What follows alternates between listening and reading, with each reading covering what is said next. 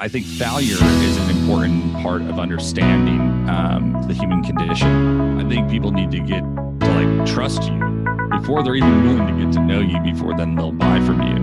Entrepreneurs have two problems. They either don't start or they don't finish.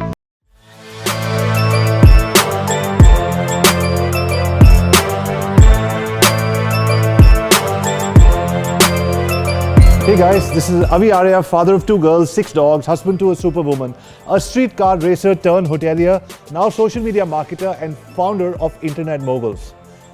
Welcome to my channel. Hey guys, this is Arya, father of 2 girls, 6 dogs, husband to a superwoman, a street car racer turned hotelier, now social media marketer and founder of Internet Moguls. And today we've got another interesting guest. More importantly, an amazing human being. We've had a couple of conversations, been connected on line for a while, and I don't know where you get that heart from, man, but thank you very much for your patience, for your empathy and all of that. These words on the internet are very loosely used today. Everybody says, oh, I have the patience and the empathy and everything. But I think the best part is you land up 4 minutes late for someone's interview, or you miss a call, and that's when you find out how that person responds to you. I never want to talk to you again and all of that. So instantly there's no empathy and all of that. So although I 100% respect everybody's time and everything, always, inside my heart had a bit of a thing to go behind the scenes to get to know somebody. If things don't go as planned, how would people react? But and I remember having that short conversation with you and everything. You were like, "Oh, life is great. Everything is okay. Things happen, all of that." So just right off the bat, Nick, how do you get that? Did you develop that heart, or did you always have? Yeah, man. I'm very grateful that, I think my family structure, I come from a really simple background. My great-grandfather is an entrepreneur. My grandfather was an entrepreneur. My father was an entrepreneur, and my mother was an entrepreneur. So I come from the very strong lineage of people who have chosen to do life the way that they've chosen to do it. And I think failure is an important part of understanding the human condition.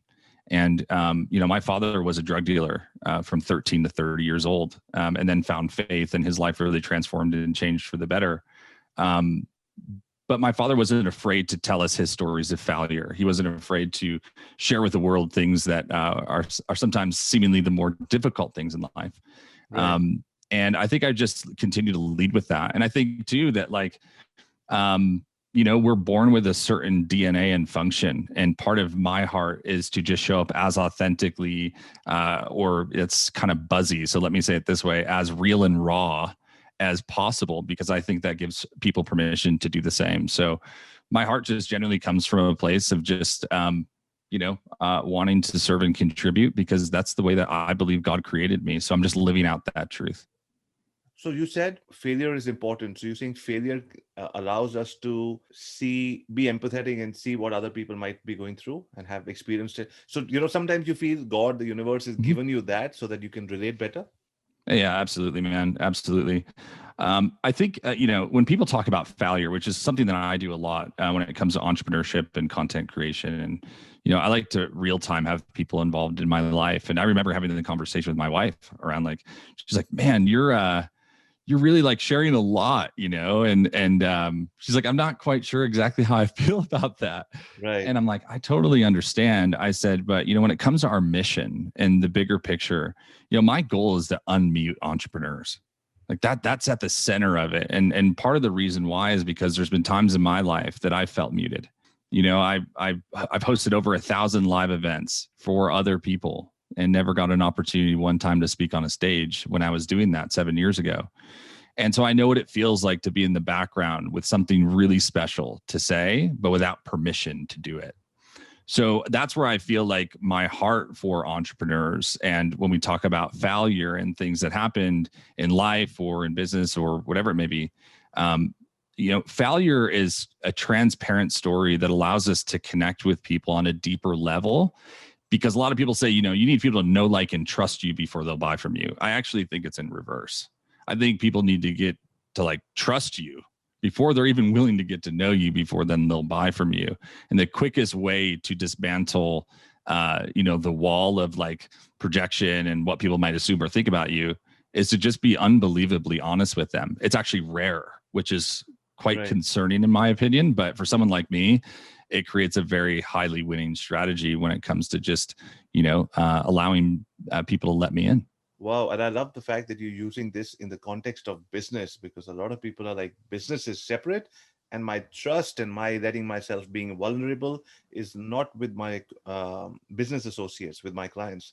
And you're reversing it. You're flipping the coin on its head, and you're saying, be vulnerable and share, be honest, be open with your clients or to be clients.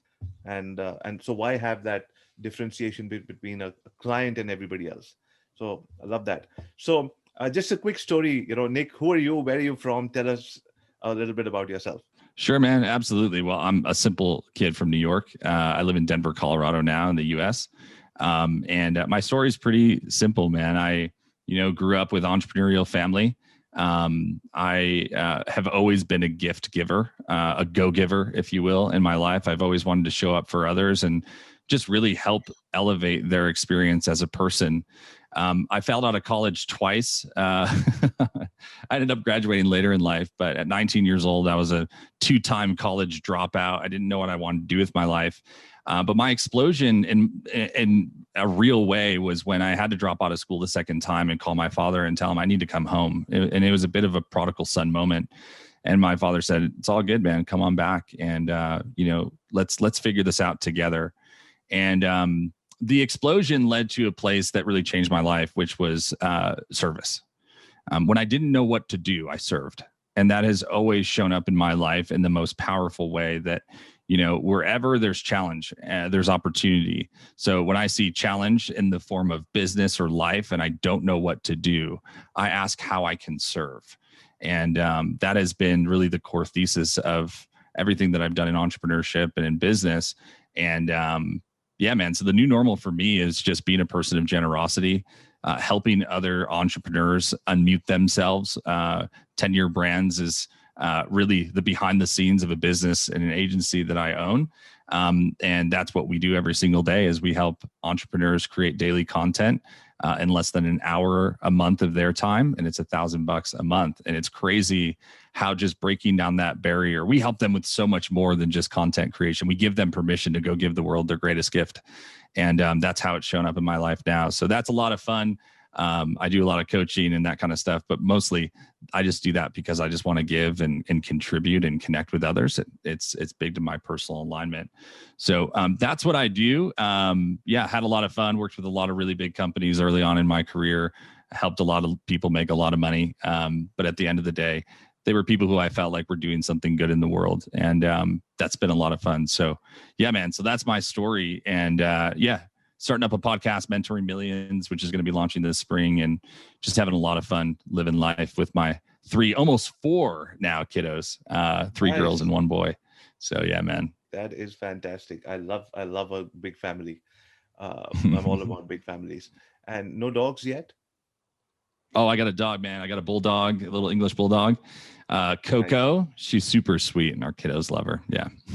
Excellent. Now that makes you my favorite friend. There you go, man. you have to, it has to be an animal world inside our own world, and vice versa. So, Nick, when it comes to entrepreneurs who are today stuck, scared, anxious, uncertain about the future, but they still have to get up and show a brave front, what is your message to them? Well, when it comes to human psychology and performance, anxiety or uncertainty comes from a place of when we feel like there's a big challenge in front of us, or maybe you have an audacious goal, something you want to achieve that's really big, and you feel like you lack the skill to do it. And that's where most entrepreneurs become paralyzed and they get analysis paralysis. They don't know what to do because they stop asking the question of who, and they've started asking the question of how, which removes empathy from the process and puts us into an engineer mind, not a heart-centered, empathetic mind that says, how can I really solve this greater picture for someone specifically? They're so focused on the problem that they're missing the purpose.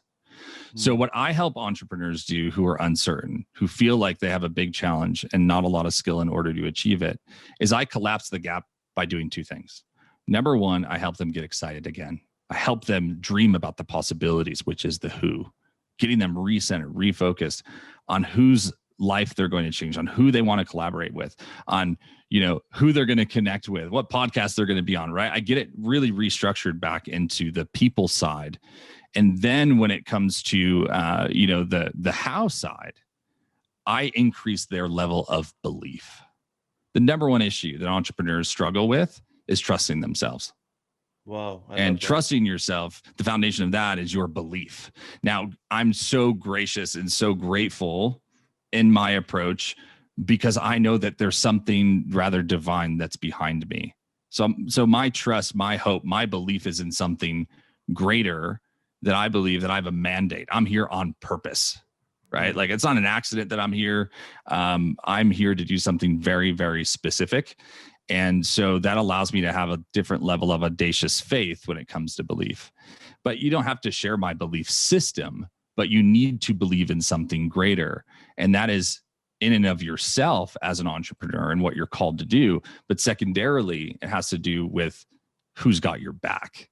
And whether that's God or the universe or, whatever you want it to be, it's an extremely important part of entrepreneurship, because at some level, business becomes spiritual. It just takes time, but you can't evolve yourself at the rate at which entrepreneurs evolve without having a spiritual complex as part of that. Love that. How do you get that spiritual part of yourself to, if you've you got into faith, your dad, you said was saved by the faith that, he got into, but what about entrepreneurs who don't have that? Should you surround yourself with the right people? How do you unplug and re-sow yourself in a garden where there are other people who are moving along rather than you? Because see, a lot of people are in company, in company of other people. It could be their own family members or people who are always negative, and it's difficult to pluck yourself out of that. What would you suggest? Yeah, I mean, when your mission supersedes the mindset of the people around you, like, you have to let them go.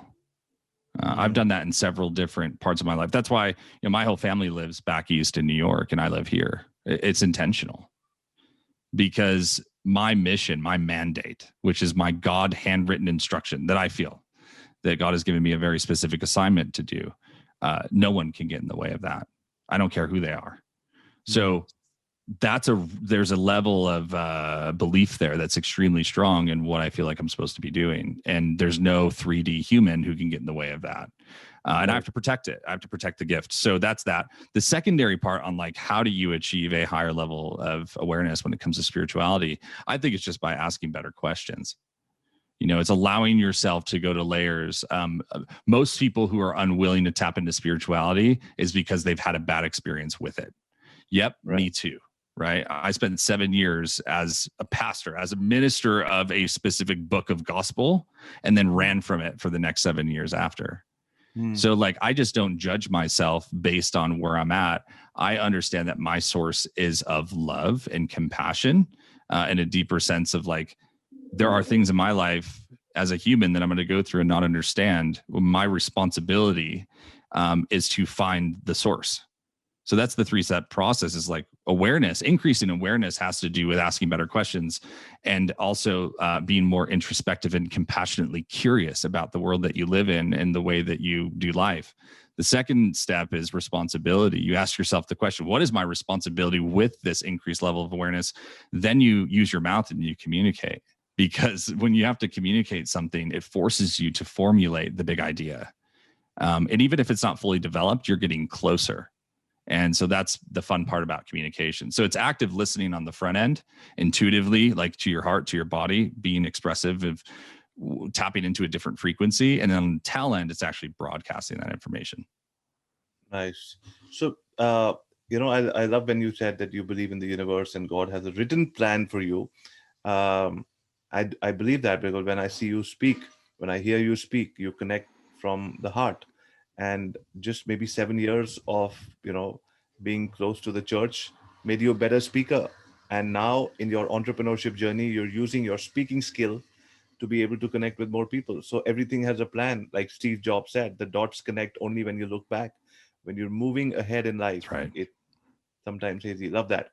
Let's talk a little bit about personal branding. I saw some of your videos, and you search up your name, the first thing that comes up is personal branding.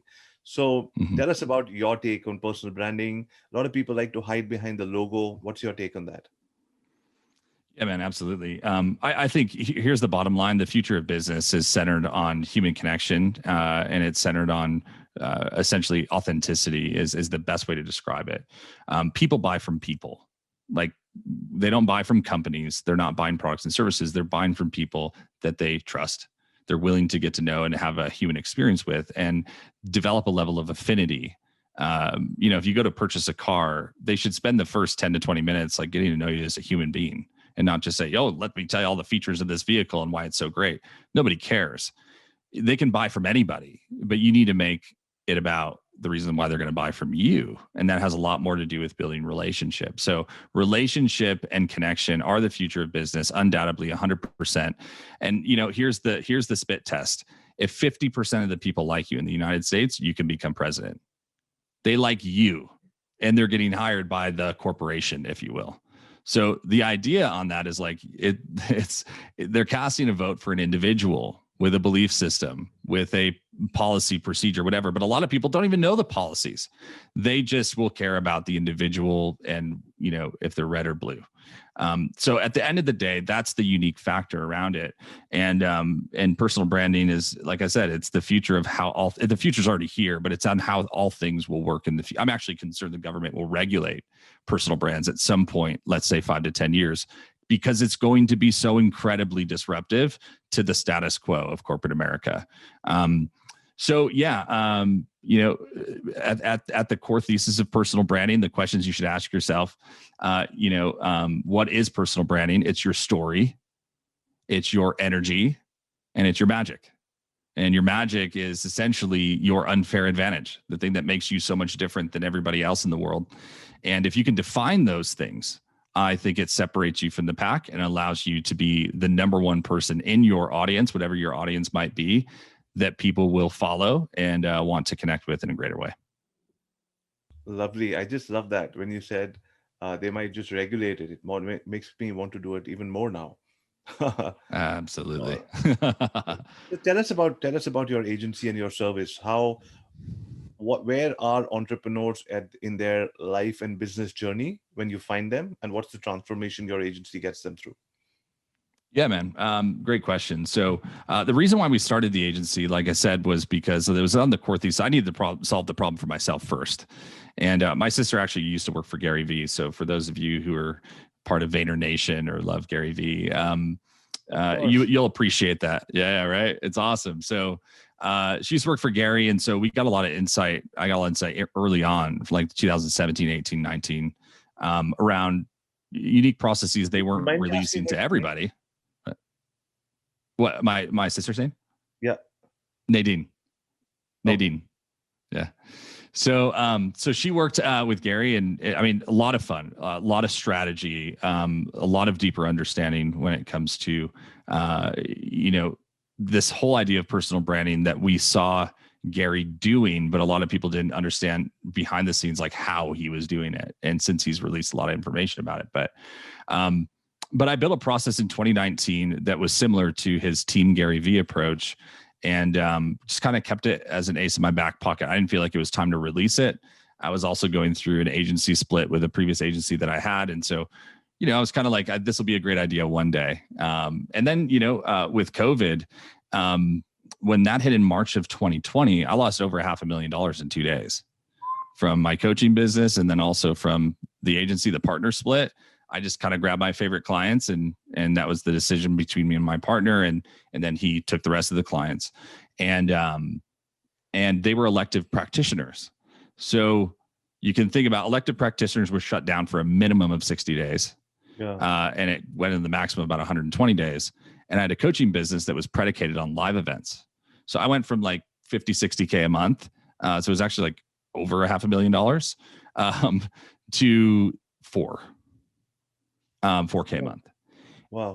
And so it was a gut punch, but with 100 years of entrepreneurship in my family, there is a lot of resources to ask deeper questions and what to do, how to do it, whatever. My kids' rate at their private school didn't change. My mortgage didn't change. My car payment didn't change. So what did I do? The same thing that I did when I was 20 years old and I fell out of college twice and said, Dad, I need to come home. And he said, okay. And I made a decision to serve. I made a decision to go serve my community. And I started a mastermind in my housing development and said, hey, for 6 weeks, business owners, let's get together and talk more. And then got a phenomenal mentor. His name's Tony Grebmeyer. He runs a $50 million company here in Denver. And to work with him, you got to scratch a 6-figure check. And he chose to help me for free. And it's amazing that when we show up to be of contribution and service, we get like opportunities that we could quite literally never afford. And he helped me break through that season of COVID. And then going into 2021, I said, whoa, I think it's time to do this big idea. And so I said, how can we make it disruptive? How can we make it unique? And I said, I got it. We're going to create 30 pieces of content. So daily content for online entrepreneurs. We're going to do it at a rate that is so inexpensive that it's a no-brainer, $1,000 a month. And we're going to solve a time problem, not just an expertise problem. And the time problem was most entrepreneurs are like, I don't create enough content to stay in front of my audience and be relevant because I don't have the time to do it. So we said, we'll do it in an hour a month. So imagine if you're an online entrepreneur and in 1 hour a month, you can show up to an interview where I have an Emmy award-winning producer sitting there across from you who has 35 years experience. And they're like, here's exactly what you need to go out and do. Here's the exact questions that need to happen. We just have you show up. There's no scripts. There's nothing that you have to memorize. We show up, we ask the questions, the responses come through, and then we have a team of phenomenal creators on the back end who create and publish the content for you on 4 different platforms. It's $1,000 a month. So it was just the right timing for the product. And, I'm extremely proud to say that in 50 days, we're a $500,000 company and we haven't even launched it yet. Yeah. So what's interesting is I lost $500,000 in March of 2020 and it took 50 days to get it back. That is the game of entrepreneurship. Entrepreneurs have 2 problems. They either don't start or they don't finish. I didn't make a decision to just cut the line and go, I'll just go get a comfy job at PayPal where I can make $250,000 a year and work 30 hours, 40 hours a week. I made a decision to stay the course. And I believe that God honored that and was able to intervene. And I also think the market honored that because I was forced to create a disruptive product that now that I know will have unbelievable success. I mean, this is content marketing for entrepreneurs. This is like the Netflix of content marketing for entrepreneurs. And we're just getting started, dude. This is going to be unbelievably disruptive at scale. And so people who want to find your company and your product, what's the best resource to, I'm going to plug it in over here. Dude, yeah, thank you so much, man. Tenurebrands.com is the place that you're going to want to go. And we developed the personal content machine. And that's what we're set out to do. So yeah, we have you show up for an hour and we do an interview with you. We publish and create your daily content. And here's the fringe benefit. What most people don't understand is, number one, there's so much free coaching that's happening into helping people who have a great mission, who are online entrepreneurs, coaches, consultants, experts, helping them actually become better speakers. It's a byproduct because we want you to continue using our service. And to do so, we need you to be able to deliver better. In addition to the fact that it unmutes them. You know, there's so much staring at the screen, watching that blinking mouse going, what am I going to say today? What do people want to hear? And it's like, no, we got to reverse that and get them into the method and the process of just expression through empathy. And when they do that, it makes the entire process of communication from a sales perspective, from a marketing perspective, from a client delivery perspective, so much easier. Lovely. Lovely. I have one more question on personal branding. So a lot of people say, I have a B2B company, or I have a factory, I sell products, shoes, or I'm not necessarily needed to be the face of the company. What would you say to all these B2B players who are sitting on the fence and saying personal branding is not for me? Oh, man. They're going to have a fun conversation with me. I think that, B2B, direct to consumer, however you want to look at it, it's human to human marketing. You know, for the first time in history since the printing press, I mean, Gary talks about this a lot, but we're experiencing the highest level of disruption when it comes to communication at scale. If people don't see that, they've already lost. So let me increase your awareness. If you don't agree, okay, go do research on it.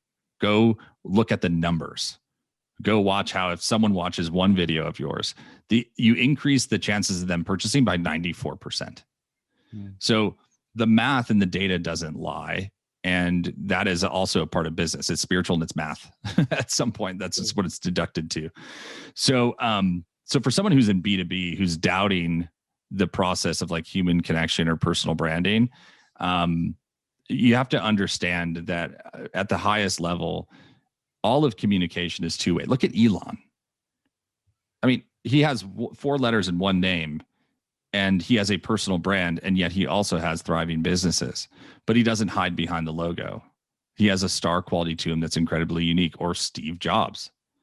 You know, most people, who's Elon's COO? Right. Nobody knows, right? Well, you know, with Steve Jobs, you had Wozniak, but that's because a movie was created. But what was the movie called? Right. It was based on his name, not on Apple. Right. So the personal brand is actually everything. And if that's a misstep, like it's just a massive vulnerability to not understanding the bigger picture in this whole entire game. Bezos. Like, I mean, I can go on and on and on and on about how important it is for a founder, a CEO, whoever, to be out in front and to be building a personal brand. And again, if it's not seen, and if it's like, we're going to just do business as usual, the way we've always done it, that alone is the highest failing strategy of entrepreneurship that exists. Wow.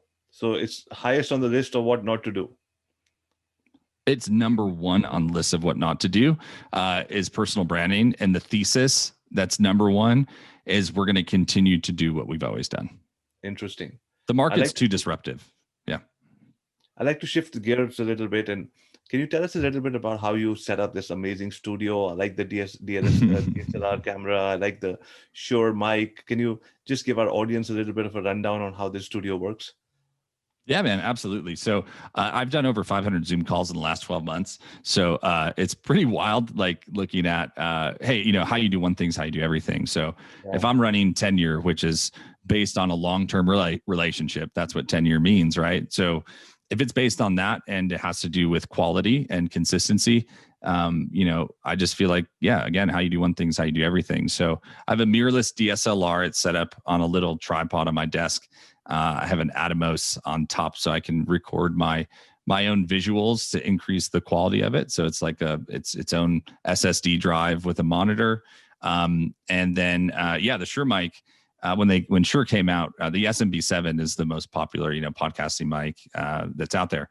This one is specifically engineered very similar, but it has a USB-C plugin so that you can go direct to your computer versus having to get like the whole entire audio setup. So, yeah, you know, I think, you know, mostly every single time I get on a Zoom call, especially with someone who's new, this is the first thing they notice. They're like, whoa, you're like right there, you know?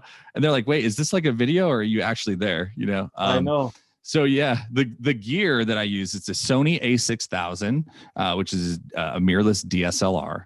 I have a Sigma 16 lens. It's a 1.4 16, which essentially means that I can grab a lot of light. So it has an iris that can grab a lot of light, which allows that zeroing in and the blurring in the background. And then the Shure mic is epic. Just look up the new Shure podcasting mic with USB-C. I can't remember the name of the MV7. This might be the MV7. Yeah, MV7. And yeah, and I mean, I have a if you go to solo.to/Nick Cavuoto, on there I have a Zoom upgrade where you can actually see my entire gear list, and so you can check that out. Yeah. What about your headphones? Yeah, these are just Beat headphones. I remember I was at Target one day with my wife, and I was like, oh, I obviously like things that are like black and white or black and gold, and so I just saw them and I was like, yo, those look cool, so I just snagged them. There's no method behind that one. But a mic, headphones on while you're interviewing allows you to be more in sync with how you're sounding. Yeah, it does. More than anything, I think it helps me really zero in and focus. You know, you're kind of over here on my screen.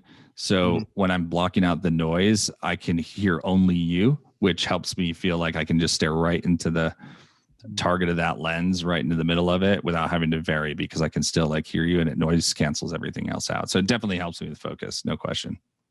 Lovely. Love that. So I remember last time when I spoke to you, I asked you similar questions, after which I've got a lamp for separation. I've got hey, I didn't plug this one in. And then I learned this from you last time. I was like, I need, whenever the next interview happens, I have to show that I learned something and I upped my game. So yeah, dude. So here I've got some lights over here. Yeah, come on now, dude. Look at that, man. I love it. Yeah, I do. I have an Elgato light, by the way. And I got the ADR mic, which sounds pretty good, closer to my mouth. Yeah. Okay. That is my secondary favorite mic, by far the best for the cost, by far. Lovely. Yeah, it is. It sounds pretty good. So, okay. So I have one last question before we pause this interview, and I just want to say thank you to you offline. Entrepreneurs right now, travel, hospitality, bakery, real estate, clothing, all sorts of entrepreneurs. What is that one service that they should hit you up for? All entrepreneurs should hit me up to help me develop daily content for you. If there's people who want coaching, I do that on a one-on-one basis if I feel compelled and I really want to help somebody. And there's kind of like no terms associated with that, meaning like it's just I show up in their life in a daily way and help them grow until it makes sense and I feel like it's time to release them. So those happen quite organically with people that I get closer and closer and closer to. So it's more relationship driven. But yeah, for people like who are trying to solve a problem of connection, engagement, driving more top of funnel traffic, being somebody who's worth following, you literally will not find, in our process of interview, create, and publish, each step costs $1,000 if you go to market. Sure. The way that I'm able to do it for such a low cost is because I know the process better than just about anybody else besides Team Gary Vee. And secondly, is because I have spent so much time investing in my audience. We built a team from 0 to 20 in 45 days. Nice. Everybody who's a part of my team is a part of my community. And so they're willing to go to bat for me because they understand the mission and they understand that like, if we can all take less for a little bit of time, then we will all reap rewards when it comes to like our actual mission. And the money is a byproduct of doing what we're already love doing and doing it well. So yeah, if somebody is interested in unlocking themselves, of becoming somebody who's worth following, of going from an executive to a personal brand, or from an entrepreneur to a personal brand, and really doubling down on that strategy, step one is create daily content minimally. And we just have the best way to do it. So you're saying that lead with results and, tell people these people invested this much money. This is the result that they got in. Invested 25,000, got 72. We're testing out newer products and newer services. So it's not going to be 25 for you. It's going to be 15 for you. That was the second point. Bring down the price, lead with results, and go after people who have great products, but not necessarily complemented by or supplemented by good marketing systems. Yep. Really amazing brands have no guarantee of having a great product. So like if I'm a personal brand and I'm solid on the personal branding side, I actually didn't have amazing products until about 2 years ago. So I spent the first 5 years roughly with like trying to figure it out. The amount of time that I spent with trying to like create the perfect agency system, process, product was exhausting. But that's me asking the wrong question. That's the how. Like the how solves itself if you have the right team. So what I needed to get back to was the core, which was my mission. So you actually need to lead with mission. Then you need to prove with results, just to suffocate the excuse. Sure. Like this is what they did, this is what they got. And I always expect like a 2 to 3x return. I don't believe in business miracles because I'm not trying to build a business on miracles. I'm trying to build a business on like really good ideas and systems that I know that have worked for others in a way that's aligned for me. So that's on the brand side. On the product side, this could be for SaaS companies. This could be for, there's a lot that you could go through for that. And if they're missing brand, then you're solving a marketing systems and a brand problem. And it's just like a little bit of a different angle. So when you do your discovery, figure out like what the core problem is. You either have somebody who's massively charismatic, someone like me, maybe the gift of gab, and you just know right away they probably have amazing content and they have really, really poor systems because they don't have the proper team and infrastructure. I thankfully have solved that, but it took a long time. Now you go the opposite way. If they have amazing product, be it Cody, right? Cody created lip kits. Their brand didn't explode until Kylie Jenner partnered with them. Brand, product. So that's the connection and association you're trying to make. Don't work with people who are mechanics, meaning the mechanic mind is like, oh, I can do this myself. I'm a technician. You don't want to work with technicians. You want to work with influential people who lack system and process. And by the way, our teams never go fast enough. Never. So I'm thinking 3 months. I'm doing the calculation in my head, like that's a lot over that course of time. But I'm like also intrigued by the fact that some of this shit that's been on my list for a year can finally get done. Right. Exactly. So the thing is, So I like, know for an agency model, a 1-year program is like, let's lose weight in 1 year. Rather than that, I wanted to make it a boot camp format. Yeah. And I love the boot camp idea. That's kind of like, we'll strategically lead you and we'll consult you, but we'll do the work for you. Because now I associate that with like, do I need to hire other people to do this? Or are you guys just going to do it all? So if you're handling implementation, then solve the implementation issue, but you also need to sell the implementation problem. So in eMyth, you have visionary or EOS, you have visionary, implementer, and client delivery. Usually a lot of entrepreneurs have vision and client delivery. If they're lucky, they have someone who's really good at it on their team, but implementation still, it's strategic. So it's like, what is your plan? What is your vision? What do you want to see accomplished? What are the things that have been on your list for the last 3 months, 6 months, or a year that needed to get done yesterday that still aren't done? That is the question. If you can answer that question for people, then they're already going to know that you know what you're talking about. But I would truncate the problem to solution, solve one problem for one person with one solution. And the solution needs to be like ours is just a 3-step process. It's really, really simple. So like the only thing I keep remembering about what you said was VSL. And I'm just being honest. So like I'm thinking about all the other things. I know there's more to it, but that's just the thing that stuck.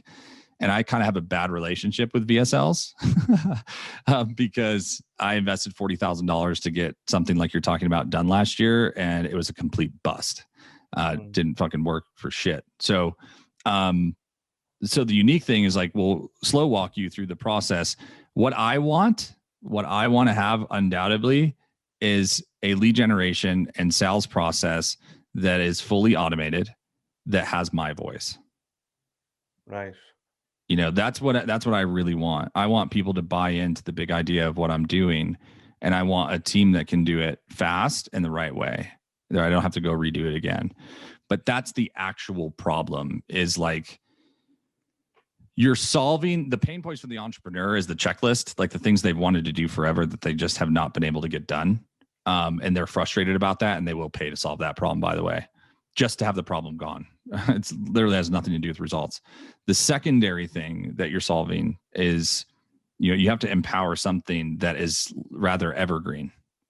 Like, we're going to build this system for you so that you can focus on doing your best work, and you never have to worry about lead generation from your pitch ever again. So we say, I help you create a super week, super month, super year ahead. And in the super week, do you think if all the systems were working for you, what would you do best? If you didn't have to check back and look every time on what's not working, like I said, I would love to get on my sales calls. So if you get your VSL and your webinars and everything, getting you 4-5 qualified 45-minute leads a day, and that's all you need to do, and everything is taken care of by the team, how would that day look like? So somewhere leading from there. But this is very valuable, Nick. I really appreciate this. You're welcome, man. I would back up a little bit. Dan Kennedy talks a lot about this. Maybe study some of his stuff on like what you're actually selling. With tenure, we're not selling content, we're selling time. And you'll notice that one of the things I said first was, we help entrepreneurs create daily content in less than or in around 1 hour a month for $1,000 a month. Yes, I literally suffocate every excuse with just a statement, right? So, because it's so compelling. So like, if you could say like 12 weeks again is a common timeline for accelerators. I've done 1 million of those. So truncate the time maybe even lower and solve one thing. So we are going to help you create an entire lead generation system for your business, and we're going to do it in a week. And it's going to cost you $7,000. Right. And then try to get the tail end as after you guys do that, implement, and then launch, then try to do something in the back end where you get them recurring or where you get them into your next level program. Because as soon as we have your trust, why would I go anywhere else? Sure. As soon as you deliver on exactly what you said you would do, and it's exactly what I wanted, one problem, one solution for one person, that's a different level conversation. If you're solving time, it's the number one thing for entrepreneurs that they do not have. Which also most of them actually have money and they'll find it. Who value time over anything else, because they're entrepreneurs who are just starting off and they just shut off their brains just listening to the price because they'd rather not do anything that's expensive. So this is for people who already have, say, about $500,000 or $250,000 in revenue at least. Oh yeah. You got to go 10 to 20K, 10 to 25K a month recurring minimally. Because it's not a hustle problem. They're on the opposite side of the spectrum, which is they don't have time or they just don't give a shit. They know what they're good at. And this is not what they're good at.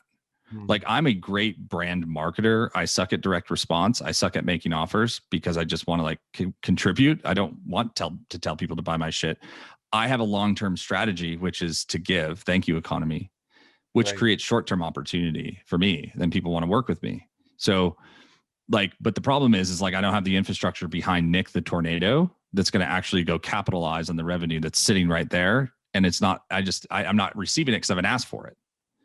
So that's the interesting thing is like, if you're collapsing time, you're collapsing ask, and you're doing it in a way that's creating human connection at scale.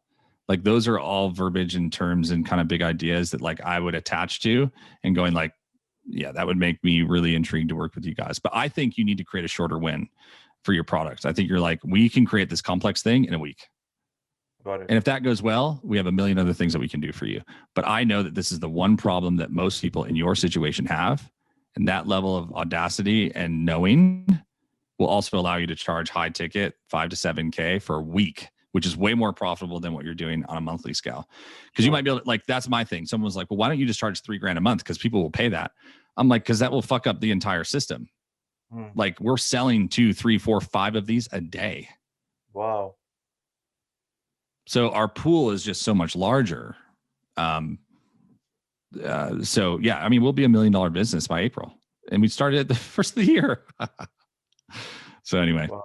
Alrighty. So ladies and gentlemen, boys and girls, this is Arya, father of 2 girls, 6 dogs, husband to a superwoman, a streetcar racer turned hotelier, now social media marketer, and founder of Internet Moguls, signing off for now. Thank you all for watching. Don't forget to comment and let us know what's that one takeaway that you got from this interview. And I'm going to send you one book from one of our favorites, Gary Vaynerchuk, for that one comment on this one interview. Thank you all.